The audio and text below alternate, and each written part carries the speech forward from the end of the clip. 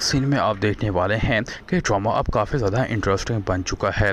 मगर दोस्तों, ड्रामे में इंटरेस्ट तो तब आएगा जब अब सीरत बेगम जाएगी ज़रार के पास और उसे समझाने की कोशिश करेगी कि तुमने अपनी एक लौती बहन के साथ बिल्कुल भी अच्छा नहीं किया। अगर वो कुछ गलत कर भी रही है तो तुम उसके भाई हो। बजाय समझाने के तुमने उसे फंक्शन से जाने का ही बोल दिया, यहाँ तक कि तुमने उसे घर आने से भी अब मना कर दिया है। ज़रार कहता है, मामा आप हमेशा से ज़ेनिया की बुरी चीज़ों में भी सही तलाश करती आई हैं, जबकि यही गलत आप करती आई हैं कि उसके गलत में भी आप सही तलाश कर रही हैं।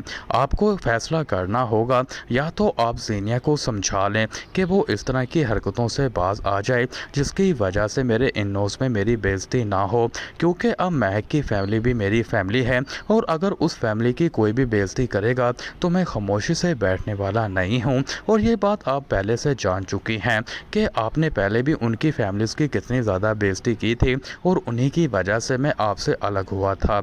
अगर आप और ज़ेनिया दोनों अब भी बाज ना आई तो मैं दोबारा कभी भी इस घर में नहीं आऊँगा।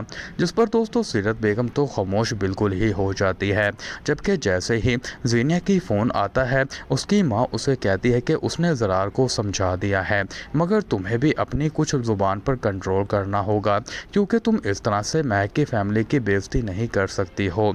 अगर हमें महक को इस घर से निकालना है तो मैंने तुम्हें पहले ही कहा था कि हमें थोड़ा मीठा बनना ही पड़ेगा, ताकि हम ऐसा फील करवा सके कि हम बिल्कुल ही बदल चुके हैं और हमने महक को एक्सेप्ट कर लिया है, वो भी दिल से। और इसके लिए हमें ज़रूरी है कि हम महक के तरफ से भी उसके दिल में जगह बनाएं, ताकि जैसे ही इस घर में तुम्हारा आना जाना शुरू हो जाए तो फिर हम वक्त के साथ साथ अपने प्लान को एग्जीक्यूट करेंगे, ताकि हम ज़रार के दिल में महक के खिलाफ नफरत पैदा कर सके।